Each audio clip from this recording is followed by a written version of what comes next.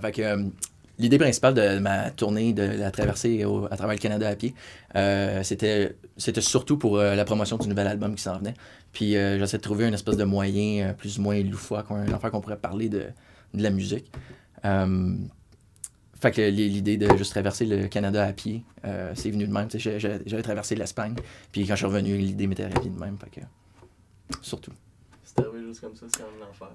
Ouais, ben tu sais, dans le fond, l'idée est juste arrivée, je suis revenu d'Espagne, puis je me cherchais comme de quoi, puis il y avait comme des nouvelles tunes qui mijotaient, toute la quête, fait que j'avais pogné un deal avec une compagnie de disques, puis ils ont décidé d'embarquer dans le projet.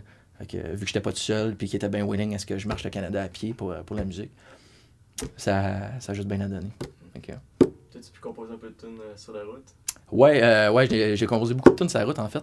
La plupart des chansons qui sont sur le nouvel album ont toutes été composées sur la route. Dans le fond, entre Victoria et Toronto, comme à travers les prairies, puis toute la quête puis les rocheuses.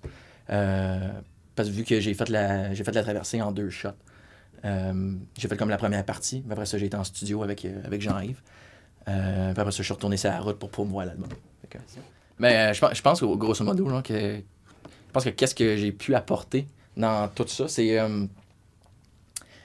drôle parce que, tu sais, quand t'arrives dans un village, puis que t'es à pied, puis que t'as ton sac sur le dos, le monde te regarde, va comme, man, qu'est-ce que tu fais là?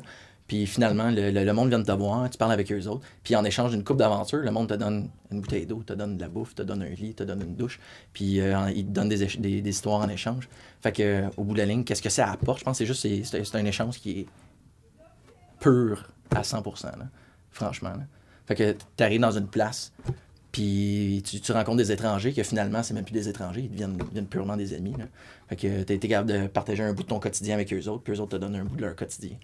Puis t'es laisses où ils sont, puis tu continues, puis tu vas rencontrer d'autres mondes tout le temps. Puis tu restes en contact avec des gens que tu as rencontrés? J'ai resté en contact avec une couple de monde que j'ai rencontré sur la route, surtout au BC. Comme vu qu'il y a une grosse communauté de couchsurfing là-bas, j'ai rencontré bien du monde comme ça. Mais ouais, je garde encore contact avec beaucoup de monde. C'est quand même le fun parce qu'au bout de la ligne, c'est. Tu sais, je sais pas, pour moi, c'était tout le temps mon quotidien, fait que tu t'en rends pas nécessairement compte. Mais pour eux autres, c'est. Voir quelqu'un qui marche le Canada, ben man, il y en a pas tous les jours. Là. Fait que.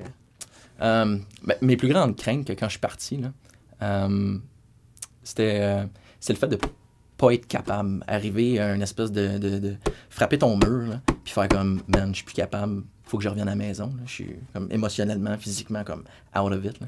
Mais finalement, tu te rends compte que une fois que tu trouves ton rythme, c'est le même dans n'importe quoi que tu fais dans ta vie, finalement.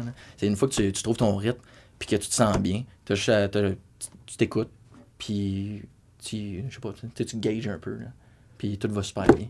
Mais sinon, mes craintes, c'est, je sais pas, c'est sûr, j'ai une grosse crainte par rapport à tous les animaux que tu veux, que je vais peut-être rencontrer, man, des aventures avec des coyotes, des ours, man, name it, là, je les ai toutes eues. Mais finalement, tu te rends compte que c'est comme si tu prends confiance avec l'entourage qui est autour de toi, tu te sens en sécurité. Parce que tu sais quoi faire ou tu sais que tu seras pas nécessairement en danger parce que tu commences à connaître un peu la situation. Mais finalement, c'est ça. Qu'est-ce qui arrive après, finalement? Je fais une couple de spectacles avec Pascal Picard encore. Comme la semaine prochaine, le 24 novembre, c'est au Club Soda à Montréal.